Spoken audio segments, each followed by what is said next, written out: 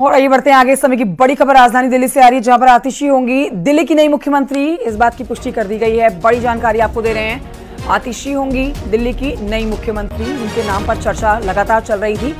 चर्चा तब से ही चल रही थी जब से अरविंद केजरीवाल ने 2 दिन के बाद अपने इस्तीफे का ऐलान किया था।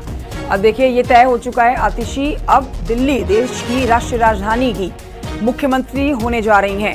आम आदमी पार्टी विधायक दल ने आतिशी को अपना नेता चुन लिया है। केजरीवाल ने रखा था आतिशी के नाम का प्रस्ताव। कई नामों पर चर्चा चल रही थी, जिसमें आतिशी का नाम सबसे ऊपर बताया जा रहा था।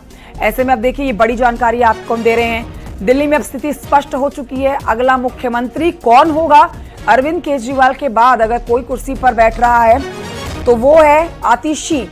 अनूप गुप्ता और जानकारी हमें देंगे। इस समय लाइव हमारे साथ मौजूद हैं दिल्ली से। सीधे रुख करेंगे अनूप गुप्ता की तरफ। अनूप, इस बात की चर्चा तब से ही चल रही थी जब से अरविंद केजरीवाल ने 2 दिन के बाद इस्तीफे का ऐलान कर दिया था। कई नाम थे इस लिस्ट में, लेकिन आतिशी के नाम की चर्चा सबसे ज्यादा जोरों से हो रही थी। अब इस बात की पुष्टि भी कर दी गई है। क्या कुछ कहा गया है अरविंद केजरीवाल की तरफ से और विधायक दल का जो नेता इनको चुना गया है, इसका मतलब यह है कि आतिशी बन रही है दिल्ली की नई मुख्यमंत्री? बिल्कुल, जिस तरीके से 2 दिन पहले ही अरविंद केजरीवाल जब उन्हें जमानत मिला, जेल से वो छुटकर आए, तो उन्होंने उसी दिन ये घोषणा कर दी थी कि 2 दिन के अंदर ही दिल्ली में नया मुख्यमंत्री मिल जाएगा और वो इस्तीफा दे रहे हैं। और ये तमाम जो है उस दिन से ही हमने राजनीति देखी थी। जहां तक मुख्यमंत्री की अगर हम बात करें तो मुख्यमंत्री के नामों पर लगातार कल से हमने देखा कि मंथन का दौर जो है उनकी पार्टी के भीतर चल रहा था। लेकिन आज जो विधायक दल की बैठक हुई उसमें आतिशी मरलेना जो कि अरविंद केजरीवाल मंत्रिमंडल में मंत्री थी, उन पर मुहर लगा दी गई है। यानी कि अब आने वाले वक्त में आगे मुख्यमंत्री जो है वो आतिशी मरलेना होंगी। लेकिन अगर ये इसको देखें, क्योंकि देखिए एक तरफ सुप्रीम कोर्ट ने ये पहले ही बता दिया था कि अरविंद केजरीवाल को जमानत मिली है, उनके पास अधिकार सीमित है, वो किसी फाइल में साइन नहीं कर सकते, वो दफ्तर नहीं जा सकते। तो एक तरह से एक मजबूरी जरूर अरविंद केजरीवाल के पास आ गई थी कि आगे कामकाज को बढ़ाना है। तो ऐसे में एक मुख्यमंत्री चाहिए था और जाहिर सी बात है कि अब दिल्ली को एक मुख्यमंत्री जो है वो मिलने जा रहा है।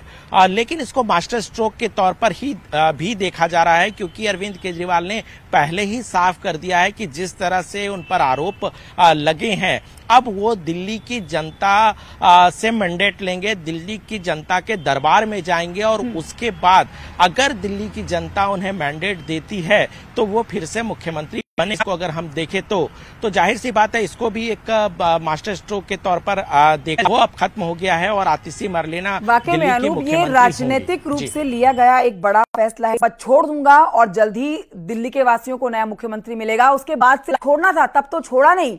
तो अब जब 174 दिन के बाद या 170 दिन के बाद जब जेल से बाहर आए हैं तो पद छोड़ रहे हैं, तो इसको पूरी तरह से राजनीतिक एंगल से ही आगे देखा जाए।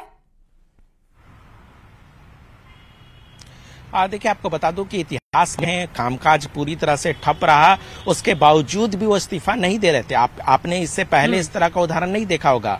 जब भी किसी मुख्यमंत्री को जेल की सजा सुनाई जाती है, वो जेल में जाने की स्थिति होती है तो वो इस्तीफा देते हैं। अगर ताजा उदाहरण आप देखें तो झारखंड के मुख्यमंत्री जब हेमंत सोरेन थे तो उन्होंने भी इस्तीफा दे दिया था। तो अपने आप में एक बड़ा उदाहरण था। उन्होंने इतिहास एक तरह से कह सकते हैं कि उन्होंने बनाया।